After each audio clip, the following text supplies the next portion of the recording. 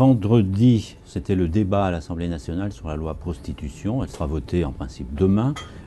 Vous êtes depuis toujours favorable à la pénalisation des clients de prostituées, mais est-ce qu'il n'y a pas un risque qu'elles soient contraintes de se cacher? C'est l'argument qui est avancé par les opposants au texte, et de les fragiliser, de les insécuriser encore plus. 85 à 90% des prostituées le font dans un réseau, donc avec un proxénète, dans des conditions qui sont des conditions sordides, où elles vendent leur corps. Et on va nous expliquer que c'est consenti.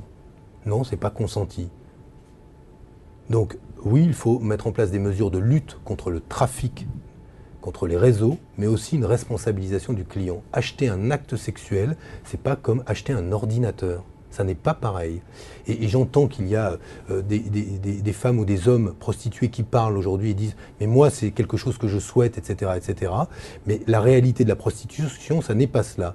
Et que si nous voulons lutter efficacement pour faire en sorte que ces femmes et ces hommes sortent de la prostitution, notamment ceux qui sont dans des réseaux, il faut des mesures qui responsabilisent aussi le client. Et moi, j'ai toujours été favorable à cela, parce que je le redis, ça n'est pas un achat comme un autre.